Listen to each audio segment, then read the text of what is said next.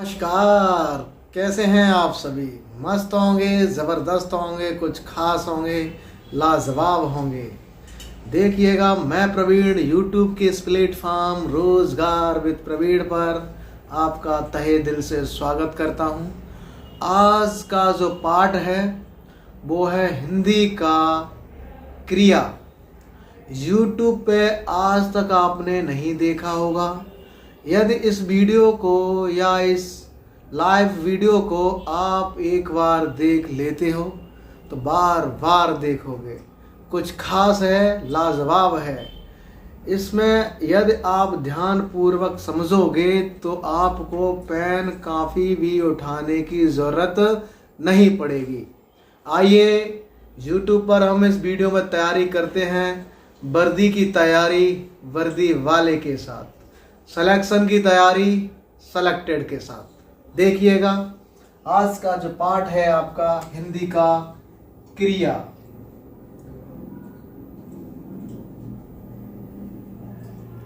क्रिया क्रिया क्या होता है इसको आप पहले समझ लीजिए। क्रिया का मतलब होता है जिसमें पीछे प्रत्यय ना जुड़ के आता है, या फिर जैसे उठना, बैठना, नहाना, धोना, कूदना, चिल्लाना, गाना, नचनचाना, जगना, ये सब है क्रिया। क्रिया कहते किसे हैं? यानी कोई जो कर्ता होता है, कर्ता जो होता है किसी काम को करने वाला, यानी कर्ता जो काम करता करेगा, कर्ता जो भी काम करेगा वह सब क्रिया कहलाती है। कर्ता जो भी काम करेगा वह सब क्या कहलाएगी? क्रिया कहलाएगी। जैसे आइए पाठ को स्टार्ट करते हैं, समझिएगा। क्रिया के लिए हमें सबसे पहले जरूरत पड़ती है धातु की। क्रिया को समझने के लिए हमें सबसे पहले किसकी जरूरत पड़ेगी? धातु की। इतना आप समझ गए होंगे। किसकी जरूरत पड़ेगी? धातु। धातु दो प्रकार की होती है और क्रिया का यह स्वतंत्र रूप होता है। क्रिया का क्या होता है? ये स्वतंत्र रूप कौन होता है? धातु होती है। इतना आप समझ गए होंगे। क्रिया का स्वतंत्र रूप जो होता है वो धातु होता है। धातु को आप गहराई से समझ लीजिए, या धातु को हम यहाँ मान लेते हैं। धातु जो है स्वतंत्र रूप होता है। ठीक, धातु आप समझ गए स्वतंत्र रूप होता है। धातु में जब कोई प्रत्यय ना नाम का कोई प्रत्यय जब धातु के साथ जुड़ जाता है तो आपकी क्रिया बनकर के तैयार हो जाती है। प्रत्यय भी आपका दो प्रकार का होता है। इस पाठ में पूरे प्रत्ययों को समझने की कोई जरूरत नहीं है, ठीक है। इसमें सिर्फ नाम का प्रत्यय की जरूरत है। प्रत्यय, कृत प्रत्यय और तदित प्रत्यय दो प्रकार होते हैं, उनकी कोई जरूरत नहीं है यहाँ पे, ठीक है। धातु जो होता है, जैसे हम मान लेते हैं कोई धातु है हमारी लिख। लिख धातु है, इसमें प्रत्यय लगा है कोई ना, तो ये बन के आती है लिखना। लिखना, लिखना ही क्या है? हमारी क्रिया होती है। धातु ये होती है और प्रत्यय ना होता है। आप समझ गए होंगे इसको अच्छी तरीके से। क्रिया क्या बन जाएगी? जब किसी लिख में कोई प्रत्यय ना जुड़ जाता है तो आपकी ये लिखना बन करके आती है, अर्थात क्रिया बन के आती है। धातु आप समझ लीजिए, धातु जो होती है आपकी दो प्रकार की होती है। कितने प्रकार की होती है भाई? दो प्रकार की होती है। एक होती है आपकी नाम धातु और एक होती है नाम धातु, नाम बोधक धातु। नाम बोधक धातु क्रिया, यानी इनका पूरा जो नाम होता है नाम धातु क्रिया, या इसका नाम होता है नाम बोधक धातु क्रिया। आप समझ गए होंगे। नाम धातु में क्या होता है? इसमें कोई संज्ञा जो होती है या कोई विशेषण होता है, इसके साथ कोई प्रत्यय जुड़ता है, तब आपकी बन के आती है नाम धातु। ठीक। और इसमें क्या होता है, कोई संज्ञा होती है या कोई विशेषण होता है, इसके साथ जुड़ती है आपकी कोई क्रिया, या तो संज्ञा के साथ क्रिया जुड़ेगी या फिर विशेषण के साथ क्रिया जुड़ेगी, तो आपकी नाम बोधक धातु बनेगी। इसमें संज्ञा के साथ कोई प्रत्यय जुड़ेगा तो नाम धातु बनेगा, या विशेषण के साथ कोई प्रत्यय जुड़ेगा तो भी आपका नाम धातु बनेगा। जैसे इसको हम एक नाम से और जानते हैं, याना। यदि किसी उदाहरण में पीछे याना आ जाए तो आप समझ जाइएगा कि इसमें नाम धातु है। ठीक। जैसे फॉर एग्जाम्पल समझ लीजिए, जैसे बात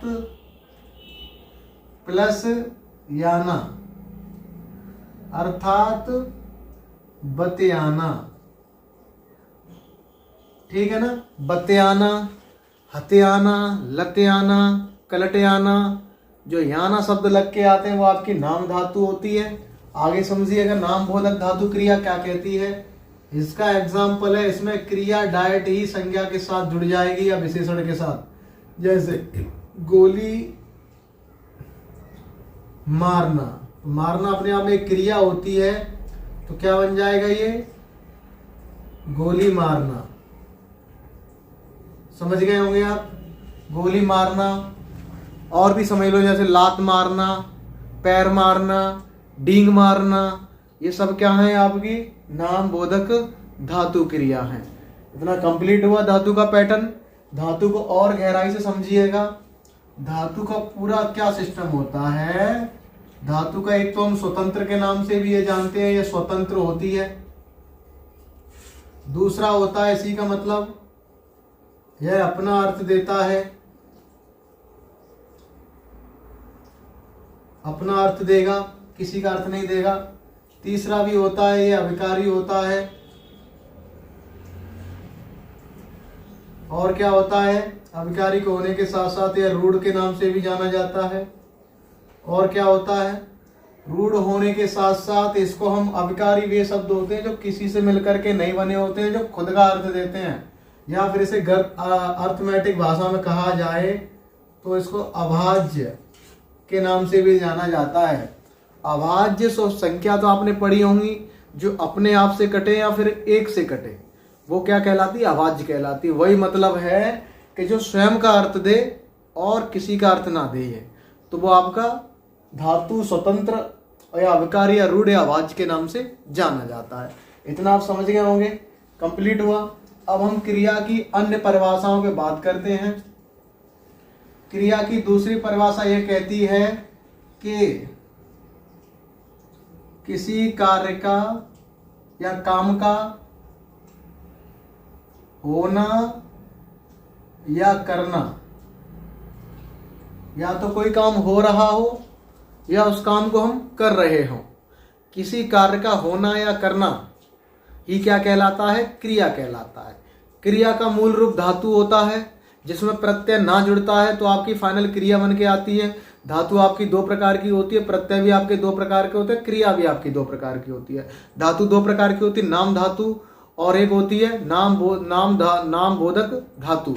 नाम धातु में क्या होता है, संज्ञा और विशेषण के साथ कोई प्रत्यय जुड़ता है, और नाम बोधक में क्या होता है, संज्ञा और विशेषण के साथ कोई क्रिया जुड़ती है। आप समझी गए होंगे उदाहरण के रूप में। आगे समझिएगा इसकी थर्ड परिभाषा क्या होती है। थर्ड परिभाषा ये कहती है कि कर्ता जो कुछ करे, जो कुछ करे, आप समझ रहे होंगे। कर्ता जो भी काम करे, कर्ता कौन होता है, जो काम करता है, जो काम करने वाला होता है उसी को कर्ता कहते हैं। कर्ता जो भी कुछ करे, कोई भी चीज करे, वो सब क्रिया कहलाती है। कर्ता कुछ भी करे वो क्या कहलाती है, क्रिया कहलाती है। ठीक है। क्रिया आपकी दो प्रकार की होती है, समझ लीजिए आप अच्छे तरीके से। इसको यहां समझा देते हैं। पहली होती है आपकी रचना के आधार पर,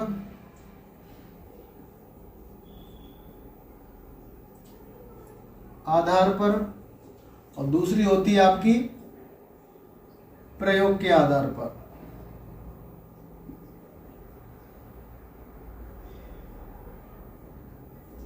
कंप्लीट हो गया होगा। पहली रचना के आधार पर और दूसरी प्रयोग के आधार पर होती है।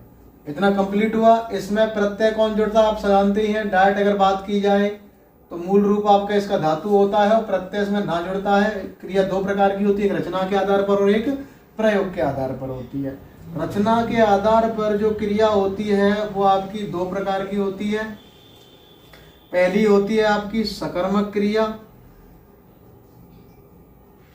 सकर्मक क्रिया या सकर्मक के नाम से रहने दो इसको, सकर्मक। और दूसरी होती है आपकी अकर्मक क्रिया, अकर्मक। इसमें क्या होता है, कोई व्यक्ति होता है। कौन होता है, कोई व्यक्ति होगा, व्यक्ति कोई होगा। जो व्यक्ति होता है वही व्यक्ति को पृथ्वी पर या ब्रह्मांड में जो भी वस्तुएं दिखाई देती हैं, जो गतिमान होती हैं और स्थिर होती हैं, वो सब क्या होती हैं, व्यक्ति के रूप में जानी जाती हैं। अब इस जगह व्यक्ति की जगह आदमी की जगह कोई गाय भी हो सकती है, कोई पक्षी भी हो सकता है। तो आप समझ लीजिए व्यक्ति को हम किसी वस्तु के नाम से भी जान सकते हैं। ठीक है। सकर्मक क्रिया में क्या होता है, कोई व्यक्ति होगा। यहाँ पे क्या होगा, व्यक्ति के साथ कोई अन्य काम करे, यानी दूसरा व्यक्ति के साथ, या व्यक्ति किसी दूसरे से काम करवाए, या व्यक्ति के साथ कोई दूसरा काम करे मिलके, तो वो आपकी सकर्मक कहलाती है।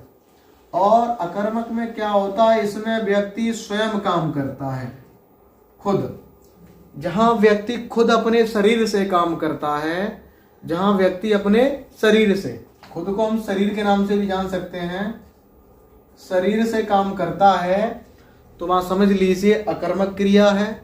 और जहां व्यक्ति अपने शरीर से काम करने के साथ साथ दूसरे के शरीर की सहायता लेता है, वहां पर आपकी सकर्मक क्रिया होती है। इतना आप समझ गए होंगे। जैसे यहां से समझ लीजिए, कर्म यहाँ है, कर्म यहाँ है, इसके आगे लिखा है सा, इसका मतलब होता है संग, यानी कर्म के संग, कर्म के संग। यानी जहां पे कर्म का साथ होगा वहां पर आपका सकर्मक क्रिया होगी। और जहां पे, यानी जिस क्रिया में कर्म साथ होगा वहां सकर्मक क्रिया होगी, और जिस क्रिया में कर्म साथ नहीं होगा वहां आपकी अकर्मक क्रिया होगी। आ का मतलब बिना, यानी कर्म के बिना।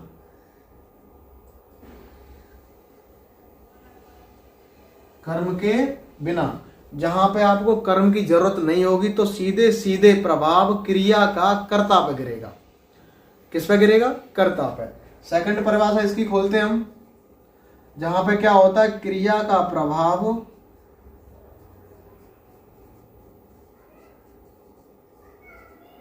कर्म पे पड़ता है। क्रिया का प्रभाव किस पे पड़ेगा, कर्म पे। और इसमें क्या होता है,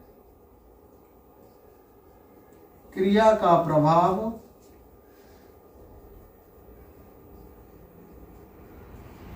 कर्ता पर पड़ेगा। अकर्मक क्रिया में जो होता है, क्रिया का प्रभाव सीधा सीधा आपका किस पे पड़ेगा, अकर्मक क्रिया में कर्ता पर, और सकर्मक क्रिया में प्रभाव पड़ेगा आपका कर्म पर। इस बात को ध्यान रखना मित्रों।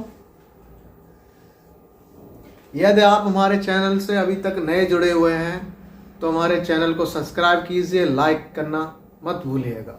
आगे देखिए, और इनकी पहचान हम बता दें।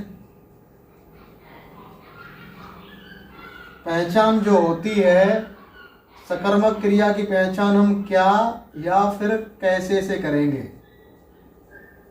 कैसे से पहचान किससे करेंगे, क्या से या फिर कैसे से।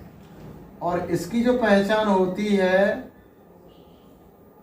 इसको हम कौन से करेंगे। कौन, कौन को मतलब कर्ता को बताएगा। कौन किसको बताएगा, कर्ता को। क्या किसको बताएगा, कर्म को। क्या जो बताएगा, कर्म को बताएगा। जैसे फॉर एग्जांपल समझ लीजिए, और राम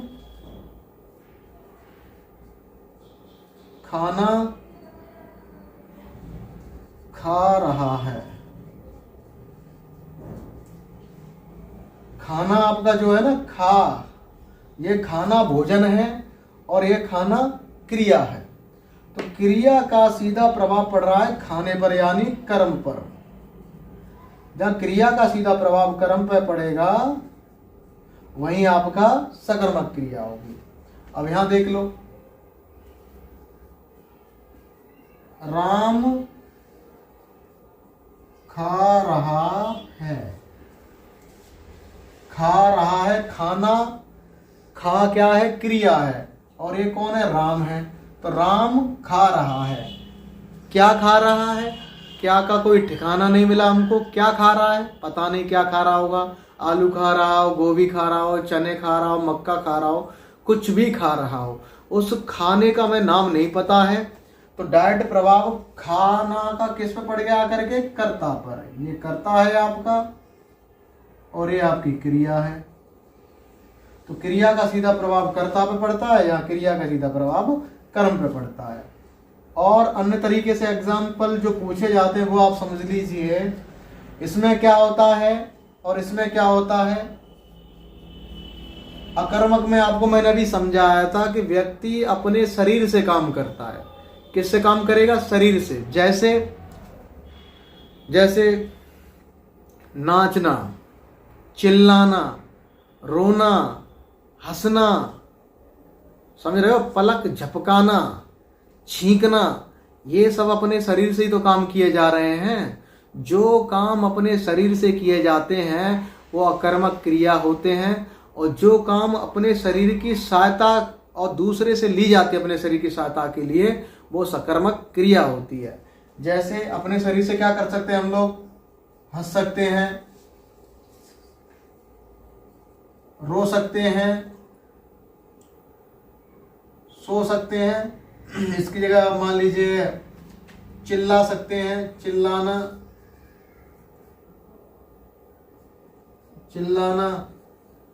और भी मान लीजिए और भी उदाहरण हो सकते हैं आपके, चिल्लाना, हंसना, रोना, गाना भी तो मुंह से गाते हैं।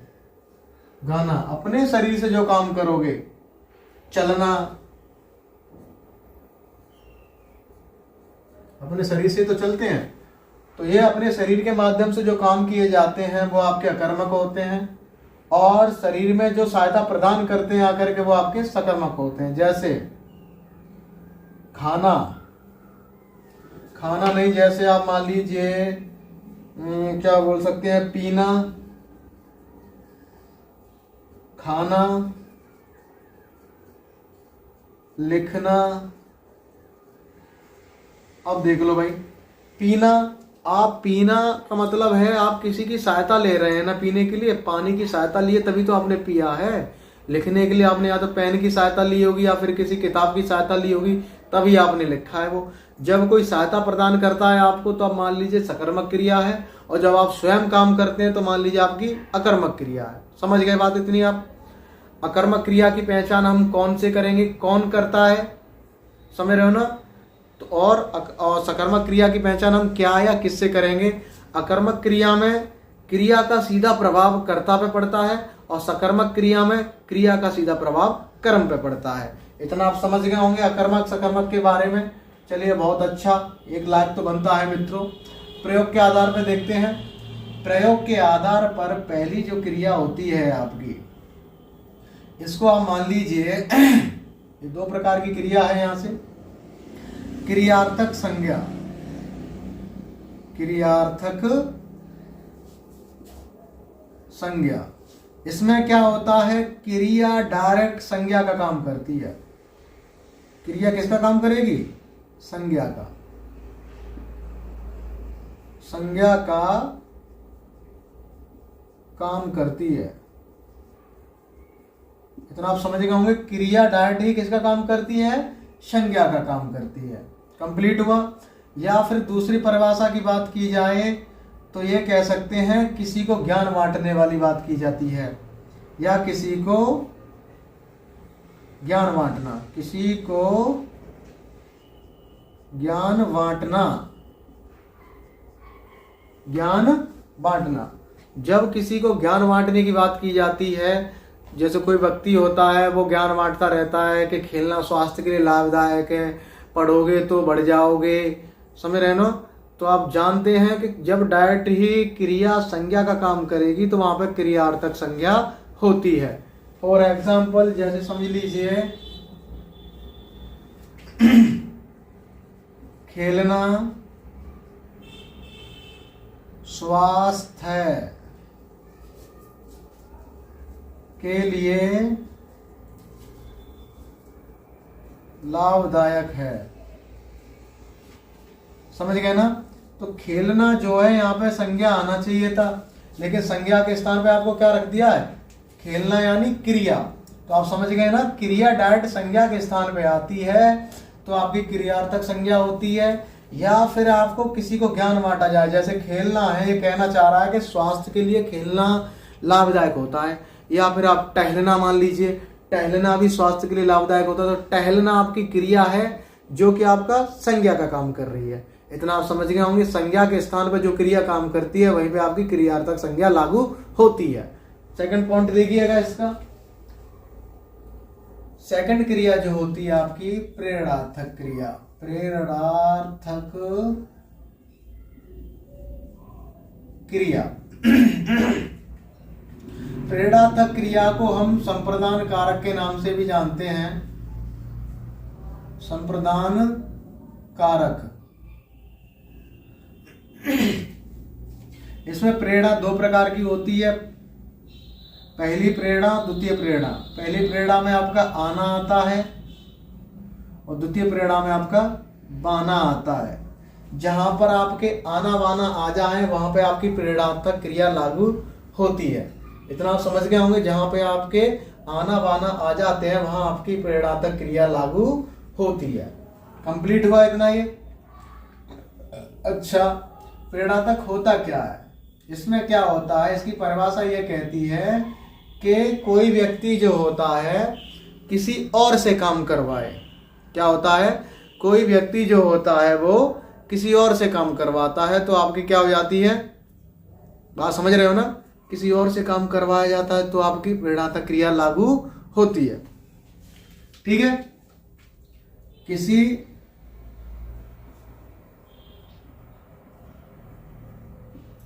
और से काम करवाना, किसी और से काम की कही जाती है तो वहां पे प्रेरणात्मक क्रिया लागू होती है। इतना कंफर्म हो गया होगा। या फिर दूसरी परिभाषा की जाए तो एक काम दूसरे पर निर्भर रहता है।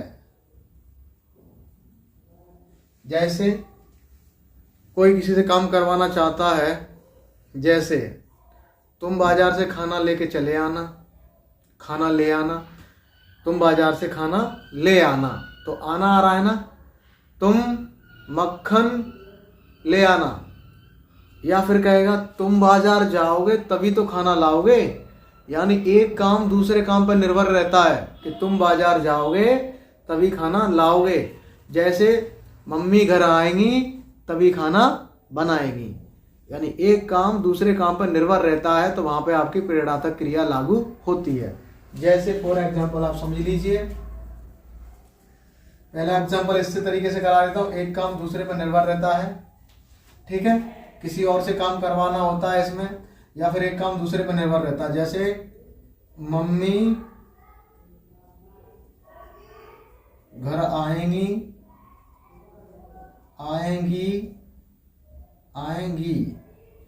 तभी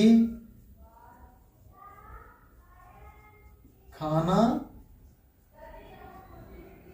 बनाएंगी। बात समझ गए होंगे आप कि मम्मी घर आएंगी तभी खाना बनाएंगी। एक काम जो होता है वो दूसरे पर निर्भर होता है, आपको समझा दिया, एक काम दूसरे पर निर्भर है तो आपका ये हो जाएगा। और एग्जांपल इसके समझ लीजिए कि किसी और से काम करवाया जाता है कि मोहन सामान ले आना, मोहन बाजार से सामान ले आना, मोहन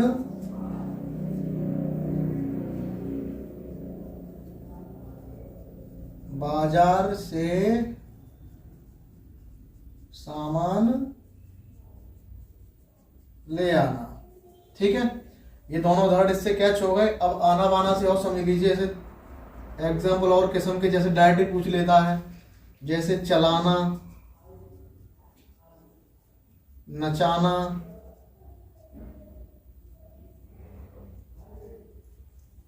बहाना।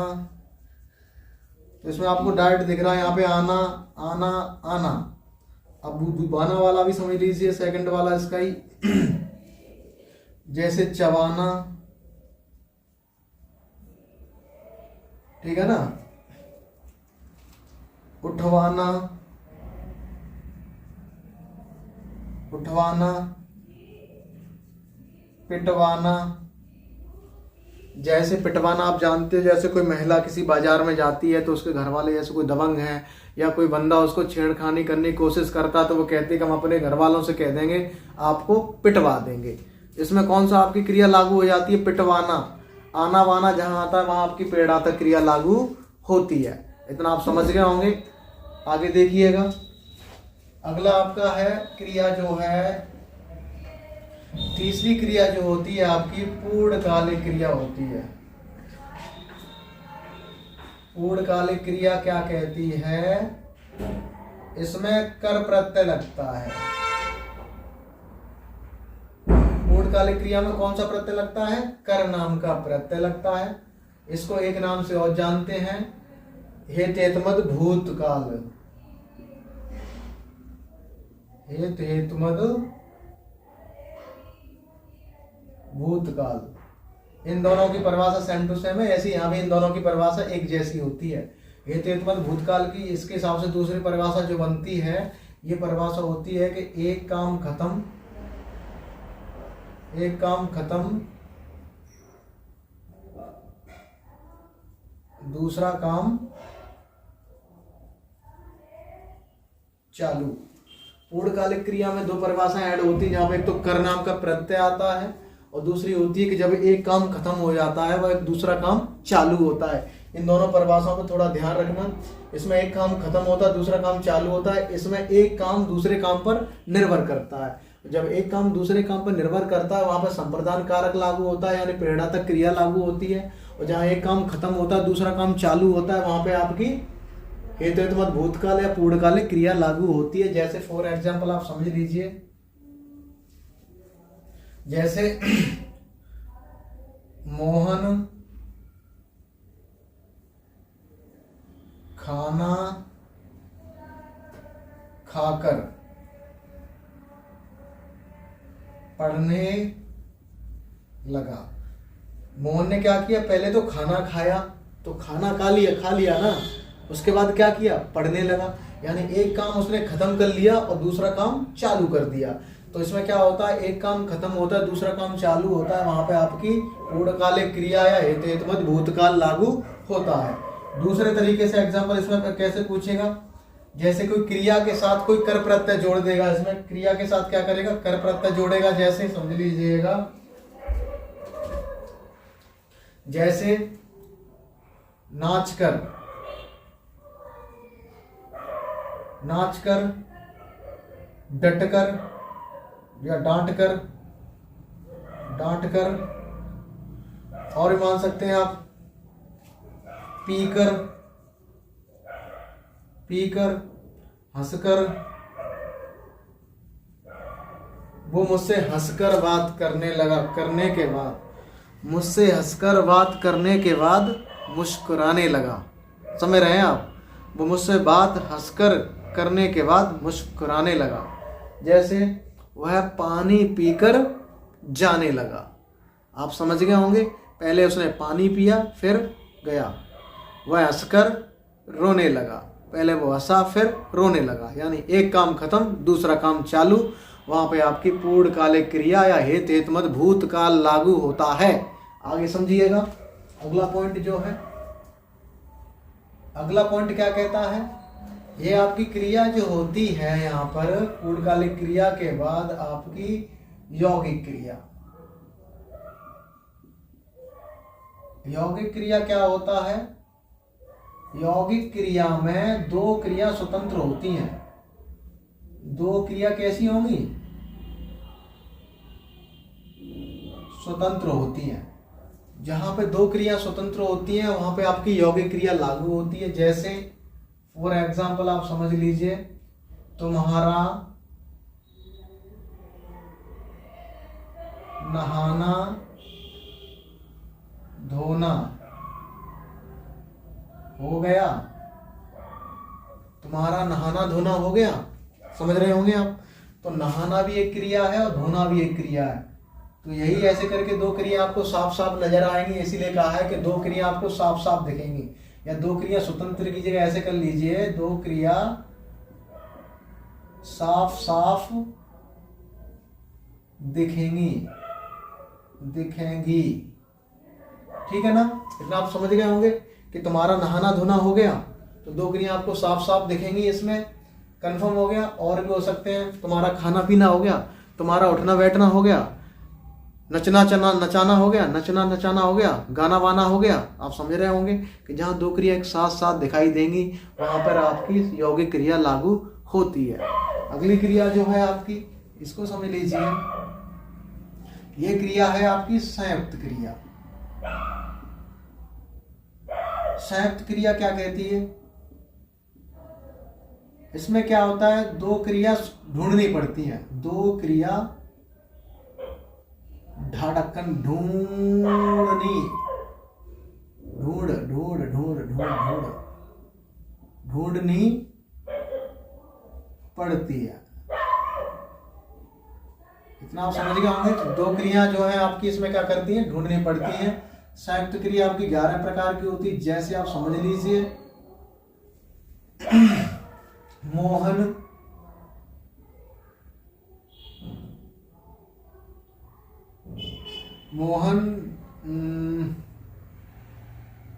दवाई लेते ही रोने लगा। तो दवाई लेते ही, तो लेना ही क्या है आपकी क्रिया है, और रोना भी आपकी क्या है, क्रिया है। इसमें क्रिया आपको ढूंढनी पड़ती है। तो जहां क्रिया आपको ढूंढनी पड़ती है वो आप समझ लीजिए वहां पर संयुक्त क्रिया लागू होती है। और इस सेंटेंस को आप डायरेक्ट नहीं पहचान पाते तो इतने आपको जब याद होते हैं, ये पाठ को सबसे बेटर तरीका है याद करने का, जब आपको पूरा पाठ याद होता है और उसमें कोई दिक्कत होती है तो सबका निचोड़ छोड़ने के बाद जो बचता है वो आपका वही होता है जो आप निकालना चाहते हैं वो। उम्मीद है कि आपके समझ में आ रहा होगा। मैं आशा करता हूं कि ये वीडियो आपको ज़्यादा से ज़्यादा पसंद आएगा। जैसे देखिएगा आगे, और अगला पॉइंट है आपका द्वयकर्मक क्रिया। द्वयकर्मक इसमें क्या होता है, इसमें आपको दो कर्म जो है साफ साफ नजर आएंगे। दो कर्म साफ साफ दिखेंगे। समझ गए होंगे इसमें कि इसमें क्या होता है, दो कर्म आपको साफ साफ दिखेंगे। फॉर एग्जाम्पल के तौर पे आप समझ लीजिए, जैसे आपको मैं डायरेक्ट समझा दूं दो कर्म कैसे आपको साफ साफ दिखेंगे। जैसे आप कोई एक काम करते हो और साथ में उसके लगातार दूसरा काम करते हो।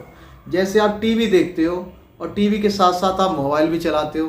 तो जैसे कह दिया जाए कि मोहन टीवी देखने के साथ साथ मोबाइल भी चलाता है, मोहन पढ़ने के साथ साथ खाना भी खाता है। समझ रहे हैं कि नहीं? समझ में आया? जैसे मैं बोलने के साथ साथ लिखता भी हूँ, मेरा काम क्या है, बोलना और लिखना भी काम है। जैसे मैं फ्रीज खोलने के साथ साथ पानी पीता हूँ। आप समझ गए ना कि दो कर्म, एक तो पहला है फ्रीज खोलने का कर्म मेरा और दूसरा है पानी पीने का कर्म मेरा। कंप्लीट हो गया क्या? नहीं, आगे समझिएगा इसको। जैसे राम टीवी देखने के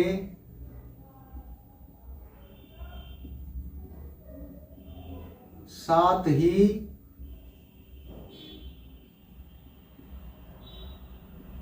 मोबाइल चलाता है।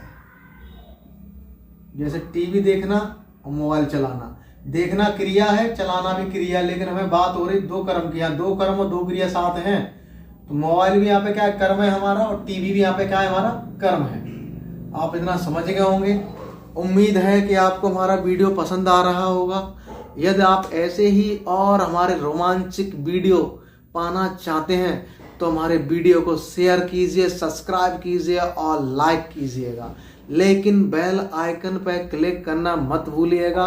मैं प्रवीण सिलेक्शन की तैयारी सेलेक्टेड के साथ। जय हिंद, जय भारत।